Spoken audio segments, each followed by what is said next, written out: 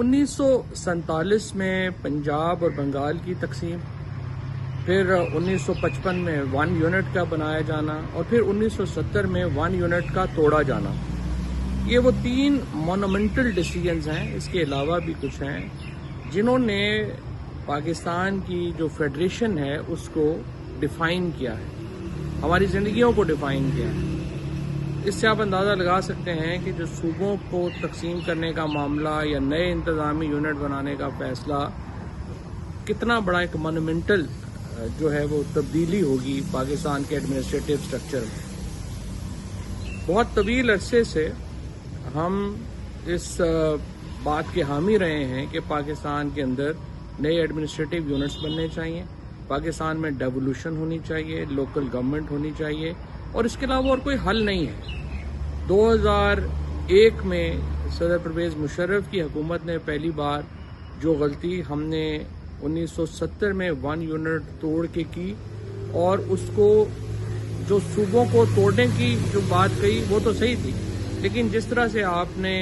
Federation اور صوبوں کا جو نیا تعلقات کار بنائے، جس میں آپ نے ڈسٹرکٹس کو بالکل اگنور کر دیا، اس کو صحیح کرنے کی اگر کوئی کوشش ہوئی تو وہ 2001 میں ہوئی، اور پورا جو ڈیولوشن ہے وہ کی گئی۔ بدقسمتی سے پرویز مشرف صاحب کے بعد آنے والی جو اسٹیبلشمنٹ ہے اس نے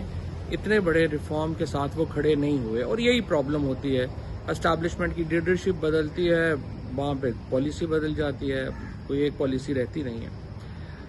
لیکن بہرحال اس کا بڑا نقصان ہوا۔ اگر 2001 سے وہ ایک تسلسل میں وہ لوکل گورنمنٹ کا سسٹم چلتا رہتا تو پاکستان میں نئی لیڈرشپ پیدا ہونے کے بہت وسیع چانسز تھے، اور وہ ہم ایک کافی بڑا ایک پولیٹیکل مائل سٹون تھا جو ہم اچیو کر لیتے،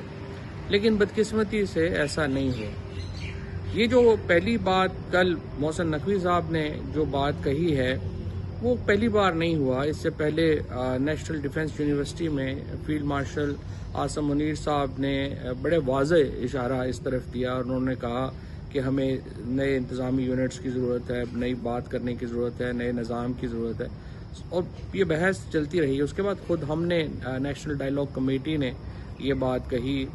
اور اس کے بعد ہم تواتر سے اس چیز کے حامی ہیں کہ یہ سلسلہ جو ہے وہ ہونا چاہیے اور اس کو آگے بڑھنا چاہیے۔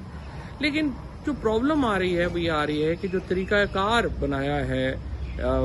اس کو پریزنٹ کرنے میں وہ بڑا عجیب و غریب ہے۔ یعنی دیکھیے 3 وزراء اس وقت حکومت کے، عظیم خان صاحب، مصطفیٰ کمال اور اب محسن نقوی، وہ اپنی جو حکومت ہے اس کو انہوں نے تہ پانچہ کر کے رکھ دیا، اور سمجھ ہی نہیں آ رہی کہ آخر اس میں وزیر اعظم جو ہے وہ بالکل ہی پپٹ ہیں، ان کی کوئی اتھارٹی نہیں ہے، کچھ نہیں ہے۔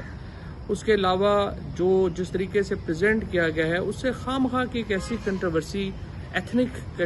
کنٹروورسی جنم لے گی، جس سے اتنا بڑا ریفارم جو ہے اس کی راہ میں رکاوٹیں آئیں گی۔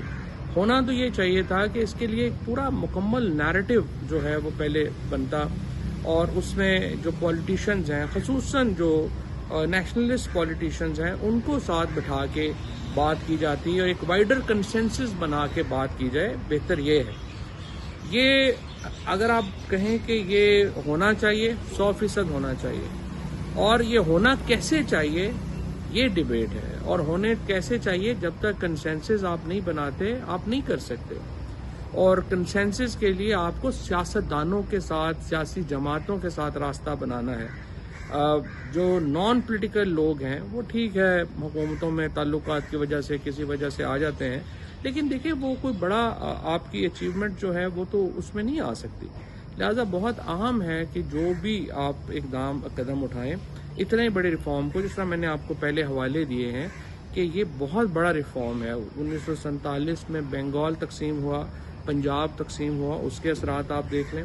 اس کے بعد 1 یونٹ بنا، اس کے اثرات آپ دیکھ لیں، اس کے بعد 1 یونٹ ٹوٹا، آپ اس کے اثرات دیکھ لیں۔ آپ نے بلوچستان کو 1 یونٹ کر کے جو بلوچستان کریٹ کیا، آپ دیکھیں آپ نے پورا اپنا جو 43% علاقہ جو ہے اس کا ایڈمنسٹریٹو بیڑا غرق کر دیا۔ اب آپ چاہتے ہیں نئے یونٹس بنے، یہ بہت اچھی بات ہے۔ اب آپ چاہتے ہیں کہ پاور ڈیوالو ہو، یہ بہت اچھی بات ہے۔ ہم چاہتے ہیں جو پاور کے اندر پاکستان میں جو سیاسی طاقت ہے وہ تقسیم ہو، یہ بہت اچھی بات ہے۔ لیکن گزارش یہ ہے کہ اس کو کرنے کا جو طریقہ ہے اس پہ ضرور غور کریں، اور غور کرنے کے لیے آپ کو ایک کنسنسس بلڈ کرنا پڑے گا سیاسی جماعتوں میں اور جو قومیتیں ہیں پاکستان میں ان میں، کیونکہ بارہا یہ بات میں نے پہلے بھی کہی ہے کہ دیکھیں ہم چین نہیں ہیں، ہم روس نہیں ہیں، ہم کوریا نہیں ہیں، جہاں زبان ایک بولی جاتی ہے، جہاں کا مذہب بھی کم و بیش ایک جیسا ہے،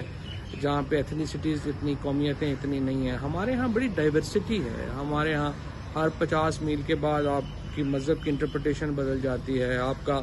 قومیت بدل جاتی ہے، زبان بدل جاتی ہے۔ اتنا ڈائیورس ملک جو ہوتا ہے اس میں آپ کو لوگوں کو ساتھ لے کے چلنا ہوتا ہے، جیسے امریکہ نے کیا، جیسے ایون انڈیا نے کیا۔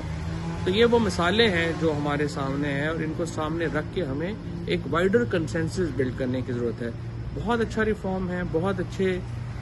بات ہے، لیکن طریقہ کار اگر آپ نے صحیح استعمال نہ کیا تو اس کے جو اثرات ہیں وہ بڑے ڈیویسٹیٹنگ ہوں گے۔ شکریہ۔